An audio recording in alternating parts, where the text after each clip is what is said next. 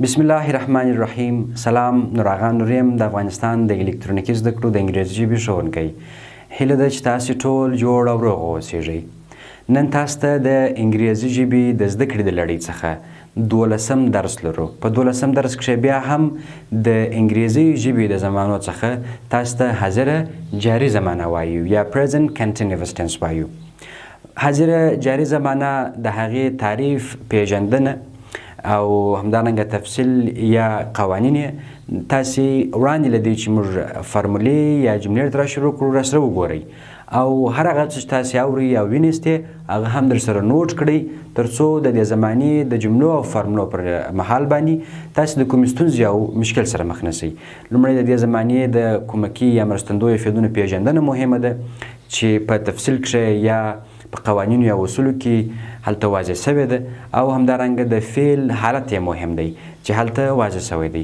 وړاندې له دې چې درس راپیل کړو یو ځلې د دې زمانې پېژندنې او تفصیل ته مو پام رااړومه. present continuous tense، حاضره جاري زمان، حاضره استمراري زمانه. Definition: The present continuous tense is used for an activity which is taking place at the moment of speaking continuously. تعريف: حاضره جاري زمانه د هغه کار یا عمل لپاره کارول کیږي چې د خبرو په لحظه کې صورت ونیسي.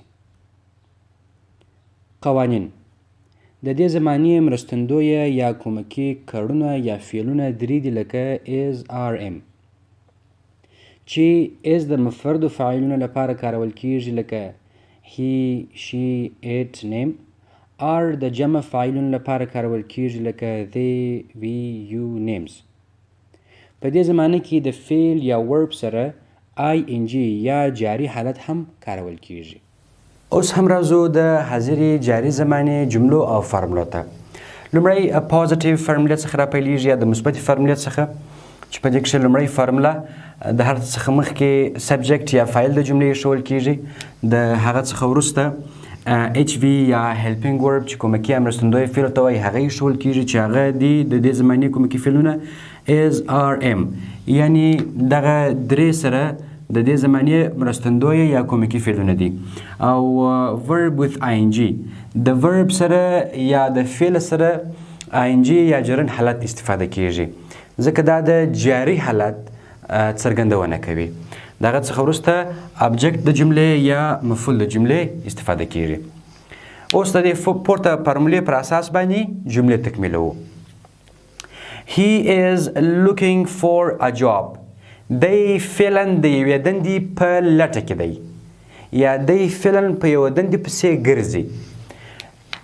he سبجکټ د جملې سو، is مرستندویه یا کومکي فعل سو. هلته په تفصیل کې موږ تاسو ویلي وه چې is د مفردو فاعلونو لپاره استفاده کیږي او دلته he چې دی مفرد فاعل یا یو فاعل دی.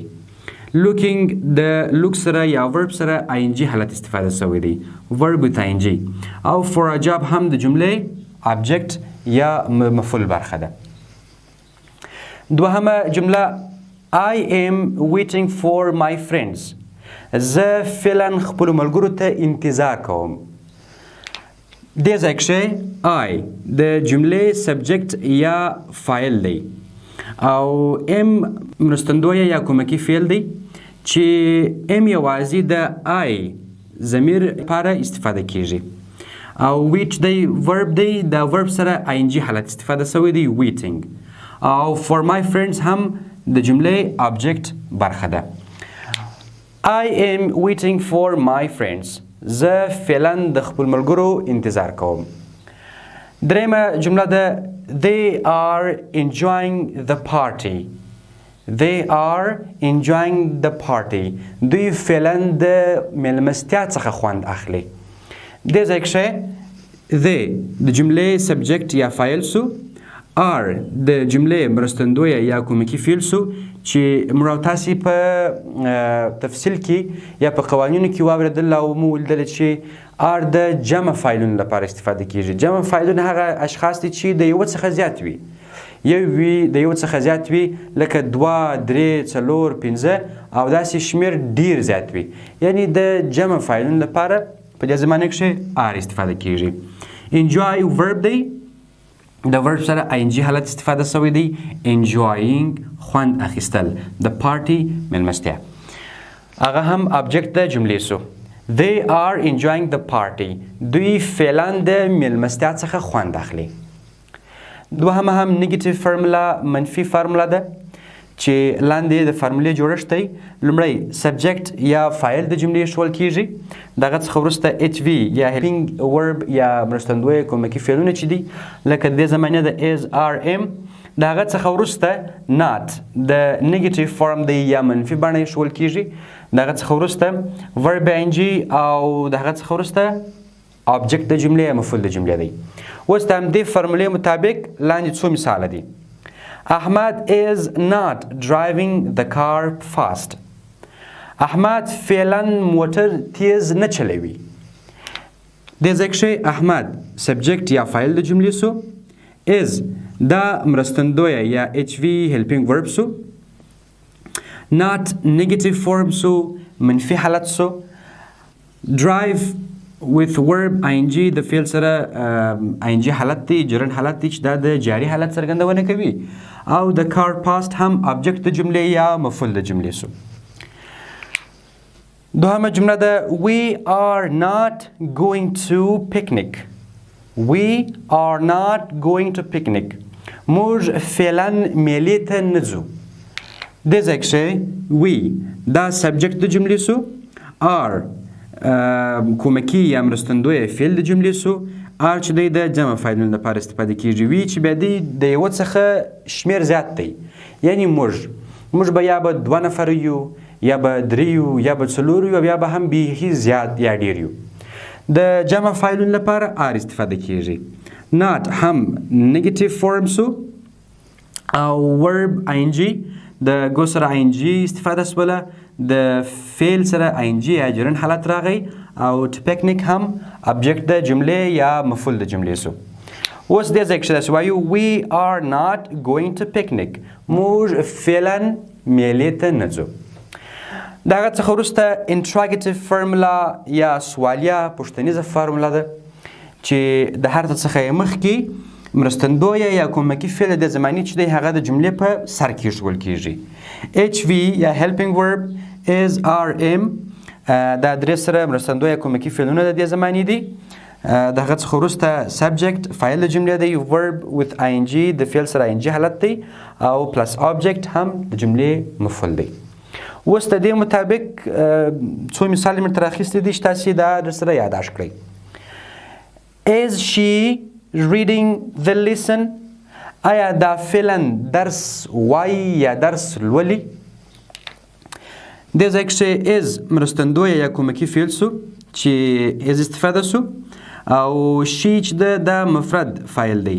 د مفرد فاعلونو دپاره is استفاده کیږي. she هم سبجکت د جملې سو. read یا reading verb with ing د فعل سره چې سو جاري حالت راغی یا جرن لرونکی حالت راغی او د lesson هم ابجکت د جملې یا مفعول د جملې دی. د هغه څخه وروسته دویمه جمله am I doing my job on time. am I doing my job on time. آیا زه فعلا خپل کار پر وخت اجرا کوم.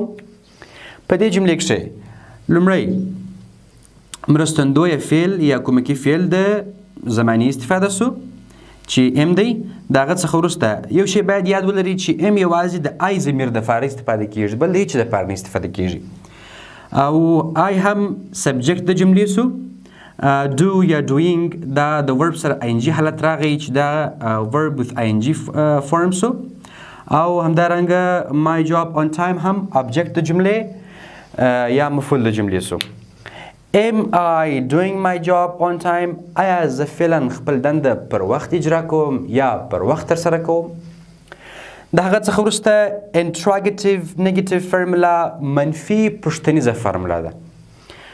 د منفي پوښتنیزه فرمولې کښې دوې فرمولې دي چې لومړی ته یې فرمل فرمولا یا رسمي فرمولا ویل کیږي، دوهم ته انفرمل یا غیر رسمي فرمولا ویل کیږي.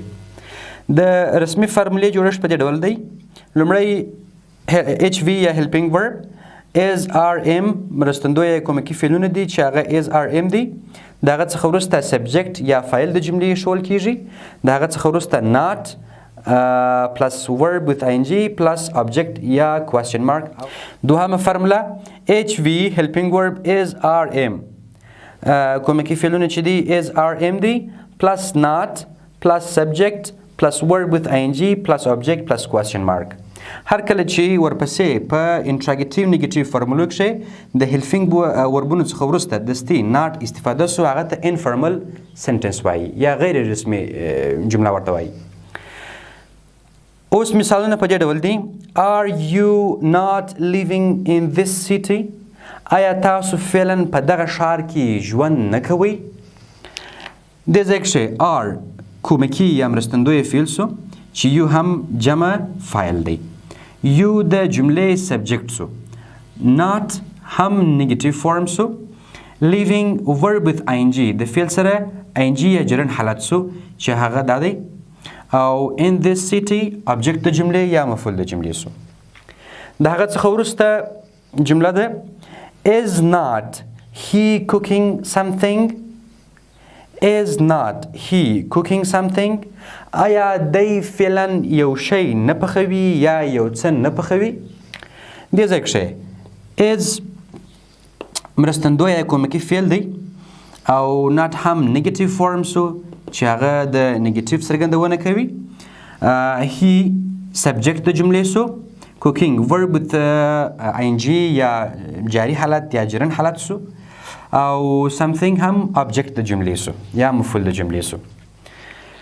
همدغه دوستانو درس و 12 درس د انګریزي ژبې د زمانو څخه جاري زمانه وه چې تر دې مهاله پورې پر جاري زمانې باندې غږېدلو در سره، او نن تاسو ته په 12 درس کښې د جاري زمانې په اړه باندې درس وړاندې کړی. هیله ده چې درس مو تر پایه پورې کتلی وي، زده کړی مو هم وي. او یوه غوښتنه دا در څخه لرمه، هر کله چې زموږ درس ګورئ هغه درس کې مهم نقاط، مهم ټکي چې راځي او هغه ویل کیږي، تاسې هغه در سره نوټوئ.